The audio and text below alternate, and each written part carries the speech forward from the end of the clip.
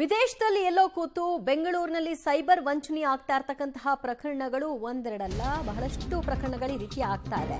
ಸದ್ಯ finance account hack ಮಾಡಿ ಕೋಟಿ ಕೋಟಿ ಲೂಟಿ ಹೊಡೆದಿರುವಂತಹ ಪ್ರಕರಣವೊಂದು ಬೆಳಕಿಗೆ ಬಂದಿದೆ.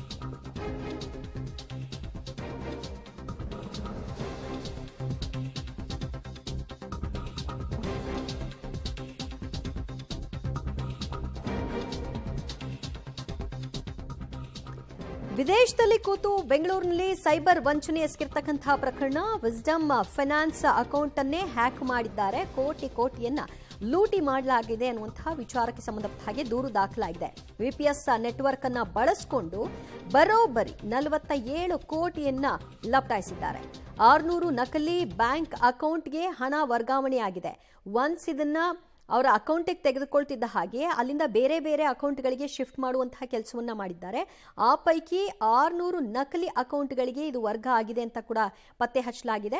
ಸಿಸಿಬಿ ಸೈಬರ್ ಪೊಲೀಸರಿಂದ ವಂಚಕ ಇಸ್ಮಾಯಿಲ್ನ ಬಂಧನ ಕೂಡ ಮಾಡಲಾಗಿದೆ. ಸಾಮಾನ್ಯವಾಗಿ ಎಲ್ಲೋ ಕೂತು ಹ್ಯಾಕ್ ಮಾಡುವಂತಹವ್ರನ್ನ ಬಂಧನಕ್ಕೆ ಒಳಪಡಿಸೋದು ಅಷ್ಟು ಸುಲಭವಾಗಿಲ್ಲ. ಆ ಕಾರಣಕ್ಕಾಗಿಯೇ ಹ್ಯಾಕರ್ಸ್ ತುಂಬಾ ಹೆಚ್ಚಿಕೊಂಡಿದ್ದಾರೆ. ಸದ್ಯ ಈ ಪ್ರಕರಣದಲ್ಲಿ ಓರ್ವನನ್ನ ಬಂಧನಕ್ಕೆ ಒಳಪಡಿಸಲಾಗಿದೆ. ಇದಕ್ಕೆ ಸಂಬಂಧಪಟ್ಟ ಹಾಗೆ ಇನ್ ಡೀಟೇಲ್ ಆಗಿ ತನಿಖೆಯನ್ನು ಸಿಸಿಬಿ ತನಿಖಾ ತಂಡ ಮುಂದುವರಿಸುತ್ತೆ. ವಿಸ್ಡಮ್ ಫೈನಾನ್ಸ್ ಅಕೌಂಟ್ನಿಂದ ಒಟ್ಟಾರೆಯಾಗಿ ತೆಗೆದಿರತಕ್ಕಂತಹ ಹಣ 47 ಕೋಟಿಯಷ್ಟು. 2 ಬ್ಯಾಂಕ್ ಅಕೌಂಟ್ಗಳನ್ನು ಕೂಡ ಹ್ಯಾಕ್ ಮಾಡಲಾಗಿದೆ ಅನ್ನೋದು ಈಗ ಗೊತ್ತಾಗ್ತಾ ಇರುವಂತಹ ವಿಷಯ.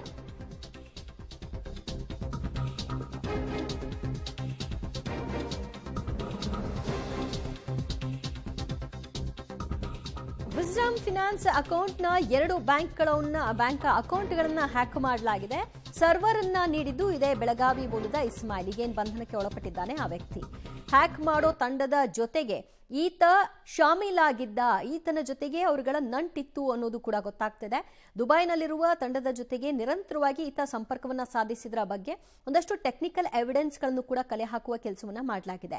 ಚೀನಾ, ದುಬೈ, ಹಾಂಗ್ಕಾಂಗ್ನಲ್ಲೂ ಕೂಡ ಕೂತು ಹ್ಯಾಕರ್ಸ್ ಆಪರೇಟ್ ಮಾಡ್ತಾ ಇದ್ರು. ಅದಕ್ಕೆ ಇಲ್ಲಿರ್ತಕ್ಕಂತಹ ಲೋಕಲ್ ಗಳನ್ನ ಬಳಕೆ ಮಾಡ್ಕೊಳ್ತಾ ಇದ್ರು ಅನ್ನೋದು ಗೊತ್ತಾಗಿದ್ದು ಆರೋಪಿಯ ಬಂಧನ ಆಗಿದೆ.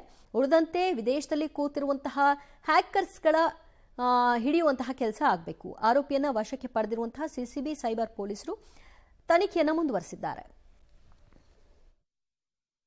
ಸಿಬಿ ಪೊಲೀಸ್ ಅವರು ಬಹಳ ಒಳ್ಳೆಯ ಒಂದು ಸೈಬರ್ ಕ್ರೈಮ್ ಕೇಸ್ ಡಿಟೆಕ್ಟ್ ಆಗಿದೆ. ಸೈಬರ್ ಕ್ರೈಮ್ ಪೊಲೀಸ್ ಸ್ಟೇಷನಲ್ಲಿ ರಿಜಿಸ್ಟರ್ ಆಗಿತ್ತು. ಅದು ಈ ಪರ್ಟಿಕ್ಯುಲರ್ ಕೇಸ್ ಒಂದು ಯೂನಿಕ್ ಕೇಸ್ ಅಂದರೆ ಮಾತ್ರ 2.5 ತಾಸಲ್ಲಿ ಅಂದಾಜು 49 crores. ಫಸ್ಟ್ ನಮಗೆ ಗೊತ್ತಾಯಿತು 47 crores, ನಂತರ ಗೊತ್ತಾಯಿತು 49 crores.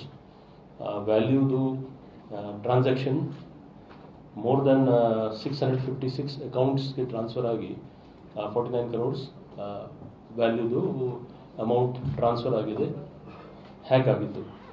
ಇದು ಒಂದು ಕಂಪ್ನಿ ಇದೆ, ವಿಸ್ಡಮ್ ಫೈನಾನ್ಸ್ ಅಂತ. ಈ ಪರ್ಟಿಕ್ಯುಲರ್ ಕಂಪ್ನಿ 5 ಲಕ್ಷ ಅಪ್ ಟು 5 lakhs ಅಂದರೆ 5 ಲಕ್ಷದ ಒಂದು ಲಿಮಿಟ್ ಇದೆ. ಅಲ್ಲಿವರೆಗೂ ಫೈನಾನ್ಸ್ ಮಾಡ್ತಾ ಇದೆ, small finance NBFC. So hackers ಅವರು ಅವರೇ ಒಂದು ಫಾಲ್ಸ್ ಡೇಟಾ ಕ್ರಿಯೇಟ್ ಮಾಡಿ ಟೋಟಲ್ ಈ ಒಂದು ಟ್ರಾನ್ಸಾಕ್ಷನ್ ಮಾಡಿದರು. ನಮ್ಮ ಪೊಲೀಸ್ ಅವರು ಭಾಳ ಒಳ್ಳೆ ಕೆಲಸ ಮಾಡಿ ಇಲ್ಲಿವರೆಗೆ 656 ಅಕೌಂಟ್ಸ್, ಬ್ಯಾಂಕ್ ಅಕೌಂಟ್ಸ್ ಫ್ರೀಸ್ ಮಾಡಿ ಅದ್ರ ಪೈಕಿ 10 ಕೋಟಿ ಅಮೌಂಟ್ ಏನು ಈ ಅಕೌಂಟ್ಸ್ಗೆ ಹೋಗಿತ್ತು ಅದು ವಾಪಸ್ ಕೊಡಿಸಿದರಲ್ಲಿ ವಾಪಸ್ ಹೋಗಿದೆ. ಇನ್ನೂ ಮಿಕ್ಕಿದ್ದು ಅಕೌಂಟ್ಸ್ ಬಗ್ಗೆ ಆಲ್ಮೋಸ್ಟ್ 3000 ಅಕೌಂಟ್ಸ್ ಬಗ್ಗೆ ನಮಗೆ ಮಾಹಿತಿ ಬರ್ತಾ ಇದೆ. ಸೊ ಅದೆಲ್ಲ ಅಕೌಂಟ್ಸ್ ಬೇರೆ ಬೇರೆ ಹಂತದಲ್ಲಿ ಇನ್ವೆಸ್ಟಿಗೇಷನ್ ನಡೀತಾ ಇದೆ. ಅದನ್ನು ನಮ್ಮ ಇನ್ವೆಸ್ಟಿಗೇಟಿಂಗ್ ಟೀಮ್ ಅವರು ವಾಪಸ್ ಪ್ರಯತ್ನ ಮಾಡ್ತಾ ಇದ್ದಾರೆ. ಅದು ಕೂಡ ಮತ್ತಷ್ಟು ಮಾಹಿತಿ ಪಡೆಯೋಣ ನಮ್ಮ ಪ್ರತಿನಿಧಿ ಮುರಳೀಧರಿಂದ. ಮುರಳಿ, ಈಗ ಹ್ಯಾಕರ್ಸ್ಗೆ ಸಪೋರ್ಟ್ ಮಾಡಿದಂತಹ ವ್ಯಕ್ತಿಯ ಬಂಧನ ಆಗಿದೆ.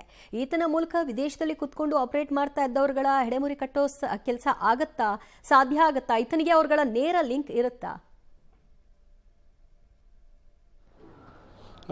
ದಿವ್ಯೇಂದ್ರ ಪ್ರಮುಖವಾಗಿ ಇಸ್ಮಾಯಿಲ್ ಅಂತೇಳಿ ಬೆಳಗಾವಿ ಮೂಲದನು ಈತ. ಆತನಿಗೆ ಸಂಪರ್ಕ ಇರುವಂಥದ್ದು ದುಬೈ ಮತ್ತು ಚೀನಾದ ಮೂಲದ ಹ್ಯಾಕರ್ಸ್ಗಳಿಂದ ಆತನ ಸಂಪರ್ಕವನ್ನು ಹೊಂದ್ಕೊಂಡು ಫೈನಾನ್ಸ್ ಕಂಪ್ನಿಯಲ್ಲಿ 49 ಕೋಟಿ ಅಂದರೆ ಈಗ 49 ಕೋಟಿಯಷ್ಟು ಹಣವನ್ನು ಹ್ಯಾಕ್ ಮಾಡಿದ್ದಾರೆ ಅನ್ನೋದ್ರ ಬಗ್ಗೆ ಈಗ ಮಾಹಿತಿಗಳು ಸಿಕ್ಕಿರುವಂಥದ್ದು. ಯಾಕಂದರೆ ಸರ್ವರ್ ಏನಿತ್ತು ಆ ಸರ್ವರನ್ನು ಯಾವ ರೀತಿಯಲ್ಲಿ ಆಪರೇಟನ್ನು ಮಾಡಬೇಕು, ಜೊತೆಗೆ VPN ಅನ್ನು ಬಳಕೆ ಮಾಡಿ ಯಾವ ರೀತಿಯಲ್ಲಿ ಹ್ಯಾಕ್ ಮಾಡಬೇಕು, ಅದಕ್ಕೆಲ್ಲದಕ್ಕೂ ಕೂಡ ಸಂಪೂರ್ಣವಾಗಿ ಬೆಳಗಾವಿ ಇಸ್ಮಾಯಿಲ್ ಸಹಾಯವನ್ನು ಮಾಡಿದ್ದ ಅನ್ನೋದ್ರ ಬಗ್ಗೆ ಮಾಹಿತಿಗಳು ಸ್ಪಷ್ಟವಾಗಿ ಸಿಗ್ತಾ ಇರುವಂಥದ್ದು. ಈಗ ಆತನನ್ನು ಬಂಧನಕ್ಕೊಳಪಡಿಸಿ ಚೀನಾ ಮತ್ತು ಹಾಂಗ್ಕಾಂಗ್ ಇರ್ಬೋದು, ಜೊತೆಗೆ ದುಬೈ ಇರ್ಬೋದು, ಎಲ್ಲೆಲ್ಲ ಕಡೆಯಲ್ಲೂ ಕೂಡ ಏನು ಹ್ಯಾಕರ್ಸ್ಗಳಿದ್ರು. ಹ್ಯಾಕರ್ಸ್ಗಳು ಸಾಕಷ್ಟು ಮಾಹಿತಿಗಳನ್ನು ಆಧರಿಸಿ ಇಲ್ಲಿಯ ಕೊಟ್ಟಂಥ ಸೋರ್ಸ್ಗಳೇನಿತ್ತು ಆ ಸೋರ್ಸ್ಗಳನ್ನು ಬಳಕೆಯನ್ನು ಮಾಡಿಕೊಂಡು ಹ್ಯಾಕನ್ನು ಮಾಡಿದ್ದಾರೆ ಅನ್ನೋದ್ರ ಬಗ್ಗೆ ಮಾಹಿತಿಗಳು ಸಿಕ್ಕಿದ್ದಾವೆ.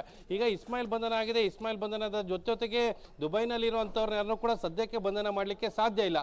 ಯಾಕೆಂದರೆ ಕಾನೂನಾತ್ಮಕವಾಗಿ ಯಾವ ರೀತಿಯ ಪ್ರಯತ್ನಗಳನ್ನು ಮಾಡಬೇಕು ಆ ರೀತಿಯ ಪ್ರಯತ್ನಗಳನ್ನು ಮಾಡಬೇಕಾಗಿರುವಂಥದ್ದು. ಹ್ಯಾಕ್ ಮಾಡಿದಂಥ ಹಣವನ್ನು ಯಾವ ರೀತಿಯಲ್ಲಿ ವಾಪಸ್ ತರಬೇಕು, ಜೊತೆಗೆ ಹಣದ ಮುಟ್ಟುಗೋಲು ಹಾಕೊಳ್ಳುವಂಥ ಪ್ರಯತ್ನಗಳನ್ನು ಯಾವ ರೀತಿ ಮಾಡಬೇಕು ಅನ್ನೋದ್ರ ಬಗ್ಗೆ ಈಗ ಪೊಲೀಸರು ಒಂದಷ್ಟು ಕಾನೂನಿನ ತಯಾರಿಗಳನ್ನು ಮಾಡ್ಕೊಳ್ತಾ ಇರೋಂಥದ್ದು. ಆದರೆ ಕೇವಲ 3 ನಿಮಿಷದಲ್ಲಿ 49 ಕೋಟಿಯಷ್ಟು ಹಣವನ್ನು ಯಾವ ರೀತಿಯಲ್ಲಿ ಹ್ಯಾಕ್ ಮಾಡಿದ್ದಾರೆ ಅನ್ನೋದ್ರ ಬಗ್ಗೆ ಸಾಕಷ್ಟು ಕುತೂಹಲವನ್ನು ಮೂಡಿಸಿರುವಂಥದ್ದು. ಯಾಕೆಂದರೆ ಪ್ರಮುಖವಾಗಿ ಈ ಇಸ್ಮಾಯಿಲ್ ಇರ್ಬೋದು, ಜೊತೆಗೆ ಬೇರೊಬ್ಬ ಆರೋಪಿಯ ಜೊತೆಯಲ್ಲಿ ಕೈ ಜೋಡಿಸಿರುವಂಥದ್ದು ಇರ್ಬೋದು, ಸರ್ವರನ್ನು ಯಾವ ರೀತಿಯಲ್ಲಿ ಅವ್ರಿಗೆ ಹೆಲ್ಪ್ಫುಲ್ ಮಾಡಿಕೊಟ್ಟಿದ್ದ, ಜೊತೆಗೆ ಸರ್ವರ್ ಲಿಂಕ್ಗಳನ್ನು ಯಾವ ರೀತಿಯಲ್ಲಿ ಕೊಟ್ಟಿದ್ದ ಅನ್ನೋದ್ರ ಬಗ್ಗೆಯೂ ಕೂಡ ಸಂಪೂರ್ಣವಾದ ತನಿಖೆಯನ್ನು ಈಗ ಪೊಲೀಸರು ಮಾಡ್ತಾ ಇದ್ದಾರೆ. ಮುಂದಿನ ದಿನಮಾನಗಳಲ್ಲಿ ಕೇವಲ ಇದೊಂದೇ ಬ್ಯಾಂಕ್ಗೆ ಅಥವಾ ಫೈನಾನ್ಸ್ ಕಂಪನಿಗೆ ಮಾತ್ರ ಈ ರೀತಿಯಲ್ಲಿ ಹ್ಯಾಕ್ ಮಾಡಲಿಕ್ಕೆ ಪ್ರಯತ್ನಗಳನ್ನು ಮಾಡಿದ್ರೆ ಅಥವಾ ಬೇರೆ ಬೇರೆ ಕಡೆಯಲ್ಲೂ ಕೂಡ ಈ ರೀತಿಯ ಪ್ರಯತ್ನಗಳನ್ನು ಮಾಡಿದ್ರ, ಜೊತೆಗೆ ಬ್ಯಾಂಕ್ನ ಫೈನಾನ್ಸ್ನ ಒಳಗಡೆ ಇದ್ದಂಥ ಸರ್ವರನ್ನು ಹೊರಗಡೆ ಇಸ್ಮಾಯಿಲ್ಗೆ ಸಿಕ್ಕೋ ರೀತಿಯಲ್ಲಿ ಕೊಟ್ಟಂಥವ್ರು ಯಾರು, ಒಳಗಿನ ಸಿಬ್ಬಂದಿಯೂ ಕೂಡ ಇದರಲ್ಲಿ ಭಾಗಿಯಾಗಿದ್ದಾರೆ. ಇದೆಲ್ಲದ್ರ ಬಗ್ಗೆಯೂ ಕೂಡ ತಿಳ್ಕೊಳ್ಳುವಂಥ ಪ್ರಯತ್ನಗಳನ್ನು ಈಗ